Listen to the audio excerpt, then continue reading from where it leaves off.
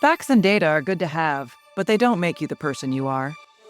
The answer to seeking your best self can be found in stories, both in film and book format.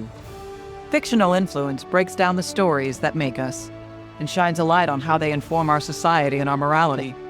I'm Kristin McTiernan, author and ghostwriter, and I have a story to tell you. When I first saw the ads for Godzilla, King of the Monsters, I was ready for a good time. Yes, I knew the plot might be silly, the writing half-baked, but the cast was wonderful, and I love a good monster movie, and so does my husband. However, as I sat in that theater opening weekend, years ago now, I found the plot was not silly. It was troubling, at least to me, and having recently rewatched it, it was still troubling and has not gotten less jarring with time. Honestly, I spent the whole time rewatching it wondering, how did this ever get made in the first place, and what exactly were they trying to tell us? Let me explain. The main conflict in the movie is that scientist Dr. Emma Russell, played by the lovely Vera Farmiga, works with a band of violent eco-terrorists to intentionally awaken all of the Titans, the kaiju, so that they might destroy the Earth, or at least a good portion of it. Why would they want this, you ask? Because when Godzilla wrecked great portions of U.S. cities, one of her 2 children died, her son. As a result of that trauma, she adopted the ideology that Godzilla and the rest of the Titans are rising to cleanse the Earth of the virus. The virus being humans, of course. The Titans are the rightful lords of Earth, and that they were the original gods of humanity, according to her and this little cult that she's joined. In furtherance of this ideology, here is a list of what she did during the course of the movie. She circumvented the defenses of her own lab and allowed terrorists to shoot and kill dozens of men and women, all of whom Emma knew and worked with. She set off explosives to intentionally kill members of the U.S. military and her ex-husband, the father of her children. She uses proprietary technology to incite the Titans to destroy specific targets, killing thousands, if not hundreds of thousands. She gives a speech about humans being a virus and deserving of a terrible death, while she and her daughter remain safe from the rampage in a bunker. Her reasoning seems to be, and she never says this, but this was my interpretation of it, well, my kid died, now everyone else's kids should die too. Right now you might be thinking, good, a movie's villain should be complex. But, here's the problem. Emma is never painted as a villain. Screen junkies rightly pointed out in the Honest trailer that the whole "I'm gonna destroy the Earth to save it" motivation is so overdone as to be cliche at this point. But as far as I know, this is the first time the writers and producers of the film are actively endorsing that message. Why do I know they endorse it?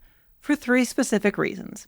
In her monologue that she, the one about humans being a virus, Emma talks about how cities destroyed by the Titans were now green utopias, showing footage of trees, flowers, and other greenery growing around the once grand casinos. Under normal circumstances, this should be a horrible sight. But in the closing shots, there are newspaper headlines flashing across the screen accompanied by upbeat music. New ecosystem forming in Boston. Air cleanest levels ever in Washington, D.C. Well, yeah, because everybody's fucking dead. Godzilla, and at least some of the Titans, are treated as the heroes in this movie. The humans are really just a framing device. This is brought into stark relief when the team is tracking an injured Godzilla into the depths of the Earth. Using an unmanned sub, they find him in the remains of a very ancient city, older than ancient Egypt, older than the Sumerians.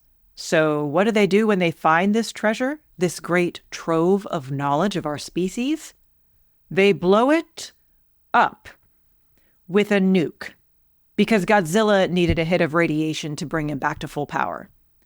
These men and women of science just blew all the evidence of a prehistorical advanced civilization to hell to save a monster. And finally, Emma was given a hero's death. She got the dramatic quip and everything. She had a heartwarming reunion with her husband where they searched for their daughter together. She got to stand up and be praised for giving her life by leading the soon-to-be critical mass monster away from the rest of the group. And then she got to go out like a boss. Everything about her character arc painted her as a sympathetic character, a good mother who had the right idea but went a little overboard. Who hasn't accidentally killed thousands of people? Oopsies. For any one of her actions in the list above, Emma deserved to be given a traitor's death.